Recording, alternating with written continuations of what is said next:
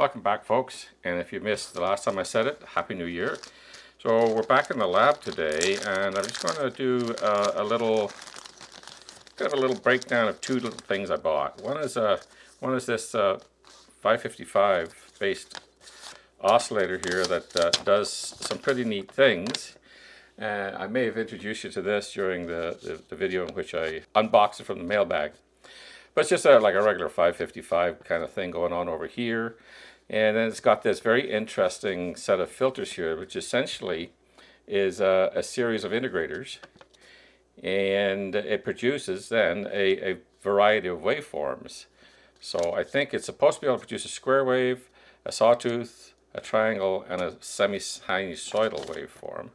We're going to build that up and check it out. I'm going to check it out using this FNIRSI oscilloscope, because somebody asked me after I did the review of this, asked me to see it in actual operation. So that's what I'm going to do. I'm going to put it to real life use here and check out this little oscillator with it.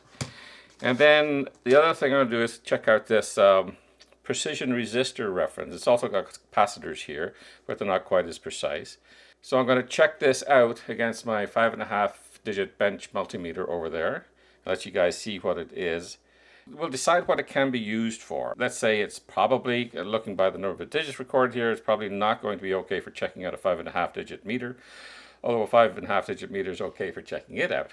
But it could be okay for a quick and dirty way of checking out a 4.5 digit meter, or a really good way of checking out a 3.5 digit meter. And yeah, I've got this 3.5 digit meter here that I'm going to see if that's the case.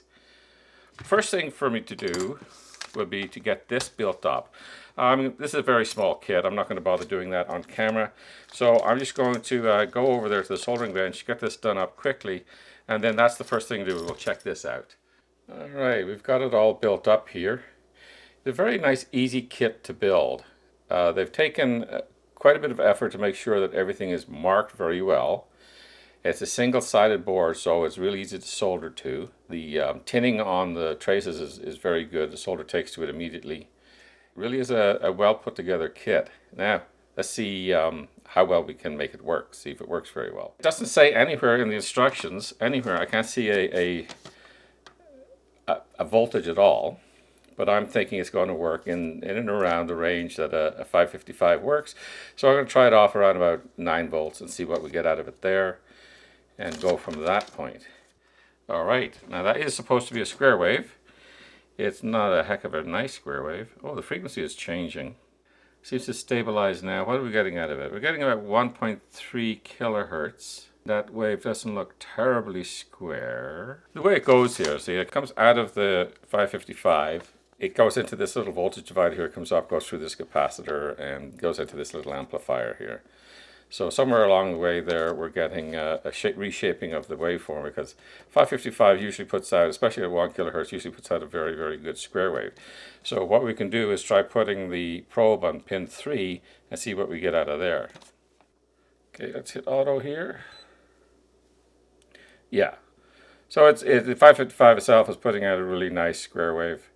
It's just this filtering here that's going through is not giving it the best look on the output. Okay, let's get a look at some of the other signals here. So we'll just move this jumper down. This next one here is supposed to be a sawtooth. Okay, more like a capacitor charge and discharge. And then the next one down is supposed to be a triangle. It's a little bit rounded at the edges. Let's see how this level control here works. Okay, so for the triangle, the best we can get out of it is about 0.5 volt peak to peak. And let's go down to this. This is supposed to be a sine wave, or close to it. I think if you integrated that previous wave, you'd get a pretty good sine wave, and you do. Oh, okay. So yeah, that actually is a fairly decent sine wave there. Now, I would imagine there's going to be quite a bit of phase change going down through this. So let's get the other scope lead and just put it on these ones here. Turn on channel 2. And let's move channel 1 up. Move channel 2 down. Then we'll just probe. So yeah, there is a considerable phase shift. Yeah, so you see the peaks of the waveforms are in completely different places. Isn't that interesting? Nice little kit for somebody to learn how to solder with, and it does some interesting things here. So if you look at this filter set here of these resistors and capacitors, you could look at them as passive integrators. So you're integrating the signal as you go along, and it gets more and more sinusoidal. So if you integrate a square wave, you get a triangle wave. If you integrate a triangle wave, you get something that's kind of sinusoidal. But they use this this little combination here, this capacitor, going into this resistor here, which gives you that weird looking capacitor charge, capacitor discharge, which they're calling a sawtooth, but it's not. It's capacitor charge, capacitor discharge. And then they integrate that and they get that kind of triangle with the rounded ends on it, and then they integrate that again, and that gives you your sinusoidal.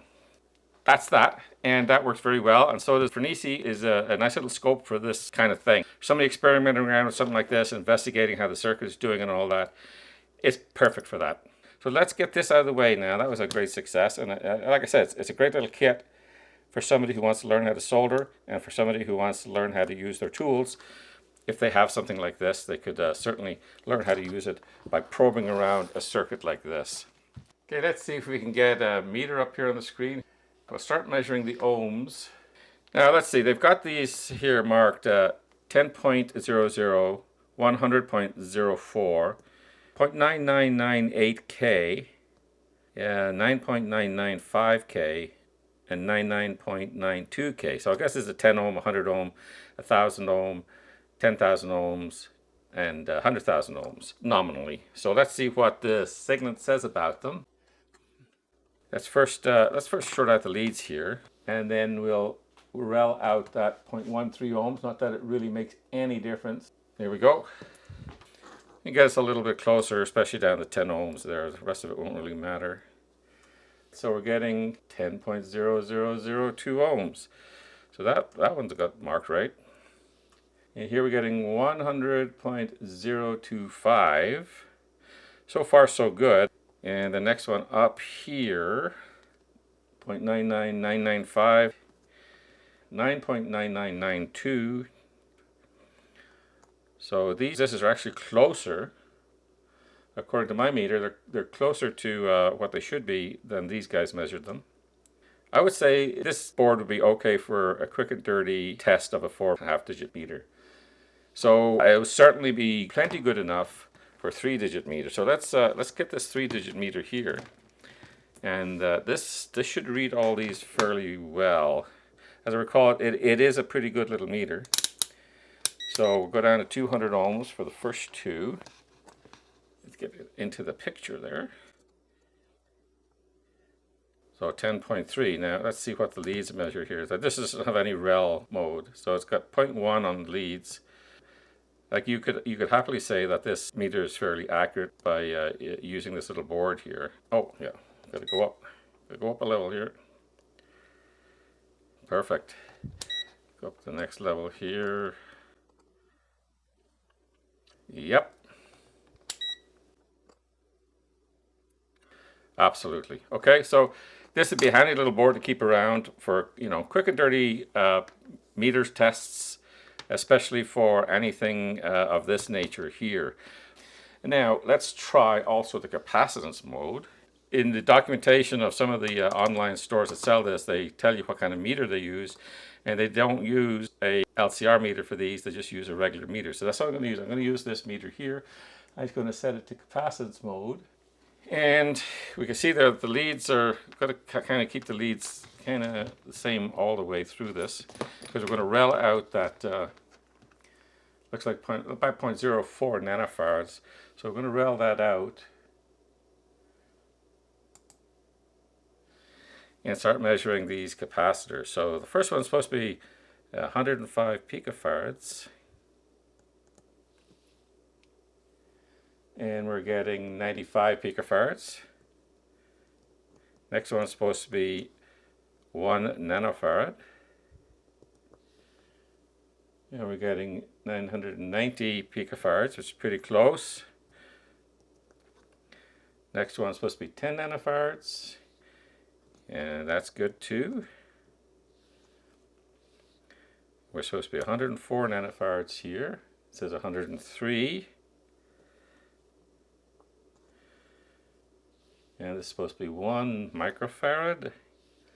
And we got 1.014. And this is supposed to be 10 microfarads. Very good. Now they're saying 10.14 here. We're coming up at 10.16. So yeah, it's pretty good. This is a nice little board. Now I actually wanted to check this thing out a little while ago. Unfortunately, we had that mail strike here in Canada. Things are starting to dribble in now. And MSI guy did it before I did, but I had intended to do it before he did, but unfortunately I couldn't get it in because of the mail strike. So I will leave links to both of these items down below. Like I said, this is a great kit here for the beginner. It's really well marked. Everything is nicely shown on it. The components are all decent quality. Yeah, the board's decent quality. It's a single-sided board, so it's dead easy to solder. So if you've got a beginner in the house, or if you're beginning yourself, consider getting some kits like this, and look around for kits like this to help you learn how to solder properly and use your instruments. All right, folks. Thanks for coming out to join me today. We'll see you in the next video. Bye-bye.